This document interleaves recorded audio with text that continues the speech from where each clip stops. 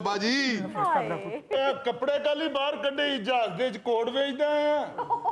ਮੈਂ ਨਹੀਂ ਕੱਢੇ, ਪੁਲਿਸ ਵਾਲਿਆਂ ਨੇ ਚੁੱਕ ਚੁੱਕ ਕੇ ਮਾਰੇ ਮੇਰੇ ਕੱਪੜੇ ਸਾਰੇ ਵਿੱਚੋਂ। ਓਏ ਇਹੋ ਹੀ ਕੁਝ ਹੁੰਦਾ ਹੈ ਰਿਪੋਰਟਾਂ ਦੇ। ਇਹ ਤੇ ਟੈਚੀ ਚੋਂ ਕੱਪੜੇ ਵੀ ਕੱਢ ਲੈਂਦੇ ਨੇ। ਚਲੋ ਰੁਕੋ ਫਟਾਫਟ, ਕਿਧਰੇ ਦੇਸੀ ਮੁਰਗਾ ਠੰਡਾ ਨਾ ਹੋ ਜੇ। ਉਹ ਤੇ ਦੁਬਾਰਾ ਗਰਮ ਕਰ ਲਾਂਗੇ। ਜੇ ਦੁਬਾਰਾ ਗਰਮ ਕਰੀਏ ਤੇ ਕੁੱਕੜ ਕੀ ਗਾਲਾਂ ਕੱਢਦਾ ਹੈ। ਅੱਬਾ ਜੀ ਕਿਉਂ ਲੜਦੇ ਪਏ ਉਸ ਵਿਚਾਰੀ ਨਾਲ? ਏਡੇ ਪਿਆਰ ਨਾਲ ਉਹਨੇ ਮੇਰੇ ਲਈ ਦੇਸੀ ਮੁਰਗਾ ਪਕਾਇਆ ਹੈ। ਹਾਏ ਹੁਣ ਤੇ ਜਦੋਂ ਜ਼ਿਬਾ ਕੀਤਾ ਉਦੋਂ ਵੀ ਮੈਨੂੰ ਫੋਨ ਤੇ ਦੱਸਿਆ ਅਕਰਮ ਜ਼ਿਬਾ ਹੋ ਗਿਆ ਹੈ। ਜਦੋਂ ਹਾਂਡੀ ਚ ਪਾਇਆ ਉਦੋਂ ਵੀ ਦੱਸਿਆ ਅਕਰਮ ਹਾਂਡੀ ਚ ਟੁਰ ਗਿਆ ਜੇ।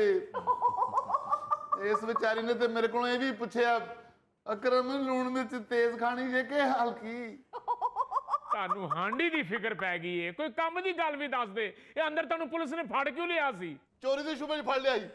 ਮੈਨੂੰ ਕੀ ਪਤਾ ਕਿਉਂ ਫੜ ਲਿਆ ਸੀ।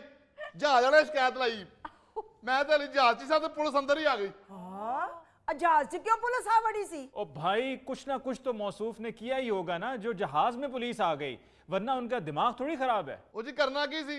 ਮੈਂ ਤੇ ਜੁੱਤੀ ਲਾ ਕੇ ਬੜੇ ਆਰਾਮ ਨਾਲ ਆਪਣੀ ਸੀਟ ਤੇ ਸੁੱਤਾ ਹਾਂ। ਉਹ ਜਦੋਂ ਜਹਾਜ਼ ਆ ਕੇ ਖਲੋਤਾ ਮੈਂ ਆਪਣੀ ਜੁੱਤੀ ਲੱਭਣ ਲੱਗਾ ਤੇ ਪੁਲਿਸ ਨੇ ਆ ਕੇ ਮੈਨੂੰ ਫੜ ਲਿਆ। तो शिकायत आपकी किसने लगाई थी? ਉਹ ਜੀ ਜਹਾਜ਼ 'ਚੋਂ ਹੀ ਕਿਸੇ ਨੇ ਲਾਈ ਹੋਣੀ ਆ। ਆ ਜੇ ਇਹਨੇ ਲਾਈ ਜੇ।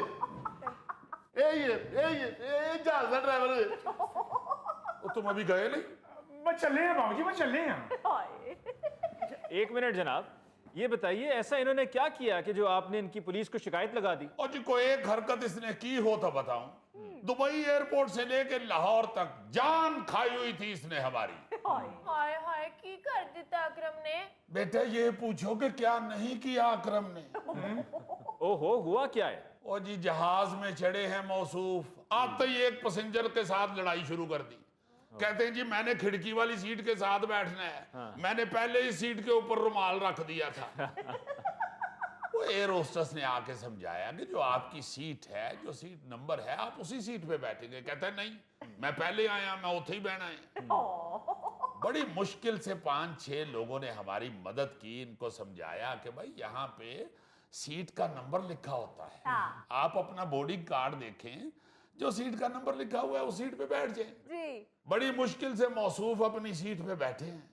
जहाज फुल हुआ है, एयर होस्टेस ने दरवाजा बंद किया है तो उठ के कहते हैं जी मैं जहाज का दरवाजा खुद चेक करूंगा। ਆ ਤਾਂ ਘਰ ਵੀ ਮੈਂ ਰਾਤ ਨੂੰ ਸੌਣ ਲੱਗਿਆ ਬੂਆ ਖੁਦ ਚੈੱਕ ਕਰਕੇ ਸੌਣਾ।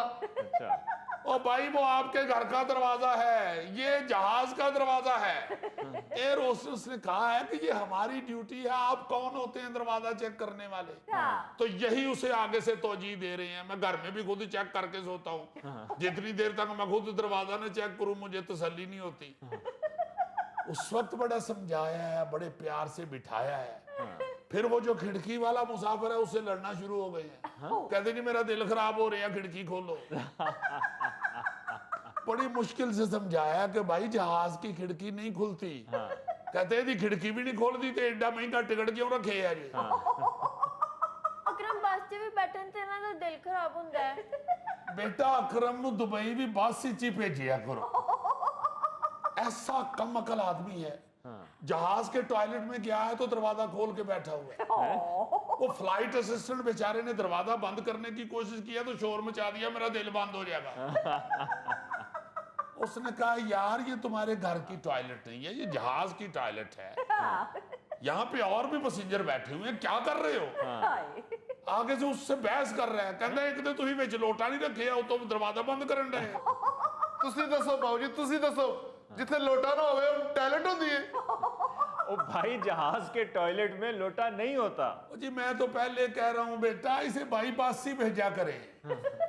ऐसा अजीब आदमी आके कॉकपिट का दरवाजा एकदम खटखटाना शुरू कर दिया। अच्छा, वो मैंने बाहर निकल के पूछा भाई क्या बात है? कहना भाजी जहाज दियां हवावां चेक करा लियां सारी। वो मैंने कहा भाई क्या कर रहे हो, क्या कह रहे हो ये? कहते जी मैं करी नारोवाल ਜਾਂਦਾ ਸਾਂ ਪਿਆ ਤੇ ਟਾਇਰ ਚ ਹਵਾ ਘੱਟ ਸੀ, ਸਾਡੀ ਬੱਸ उल्ट गई सी। और मैंने कहा भाई ये हवा में है, ये नारोवाल के रोड पे नहीं है जहाज। फिर थोड़ी देर बाद आके नॉक करना शुरू कर दिया दरवाजा। और मैंने कहा भाई अब क्या है? कहता भाई जी जहाज उड़ाते किधरे सौंदे तो नहीं तुसी? तो मैंने कहा यार क्या मुसीबत है तुम्हें, बैठ जाओ जाके, ਹਾਏ ये सैकड़ों लोग बैठे हुए हैं, तुम अकेले को ही फिक्र है। ਉਹ ਜੀ ਮੈਂ ਇੱਕ ਵਾਰ ਬੱਸ 'ਚ ਬੈਠਾ ਸਾਂ ਤੇ ਡਰਾਈਵਰ ਸੌਂ ਗਿਆ ਸੀ, ਉਹਨੇ ਦਰਖਤ 'ਚ ਕੱਢ ਮਾਰੀ ਸੀ, ਬੜੀ ਮੁਸ਼ਕਲ ਬਚੇ ਸਾਂ ਜੀ ਸਾਰੇ। मैंने चीख चीख के समझाया भाई 30,000 फुट की बुलंदी पे कहाँ दरख्त लगे हुए हैं। हाँ बिल्कुल। तो रोना शुरू कर दिया, कहते हैं ਅਸੀਂ 30,000 फुट उत्ते फिरन दे। ਆਹੋ ਮੈਂ ਤੇ ਜੰਮੂਆਂ ਤੇ ਦਰਖਤ ਤੋਂ ਡਿੱਗਾ, ਮੇਰੀ ਬਾਂਹ ਟੁੱਟ ਗਈ ਸੀ। ओ यार अजीब आदमी हो, अल्लाह ताला से खैर मांगो, जहाज इतनी ही बुलंदी पर उड़ता है, दुआ करो अल्लाह खैर करेगा, कुछ नहीं होता। बस जी कोई एक इसकी बेवकूफी हो तो आपको बताऊं ना, थोड़ी देर बाद फिर आ गया है, कहता भाई जी फोन ते लोकेशन लाई जी ना। ओ मैं क्या मतलब, कहते जी लोकेशन ला लवो कि तेरे राह ना भुल जाना।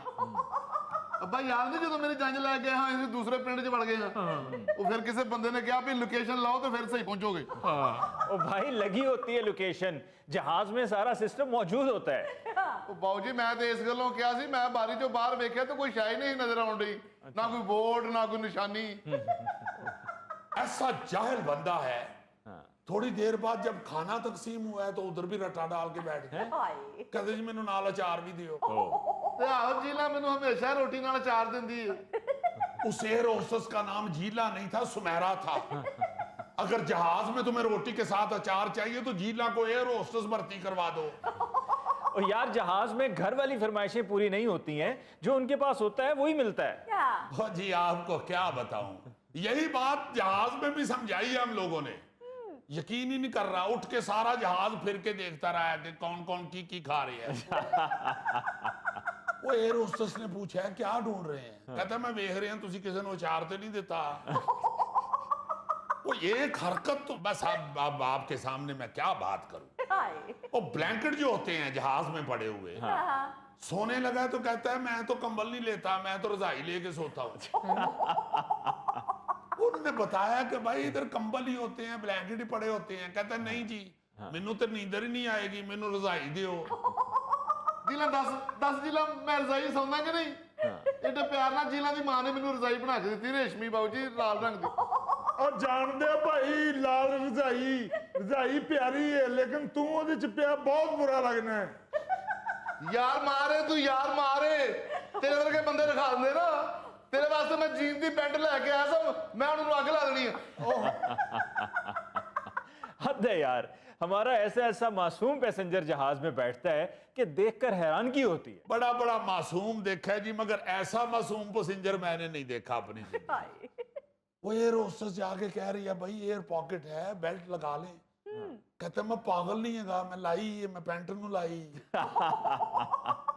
अनाउंसमेंट अभी हुई है कि लाहौर एयरपोर्ट पर उतरने वाले हैं, तो शोर मचाना शुरू कर दिया, जीला कितने खलोती है, जीला कितने खलोती है।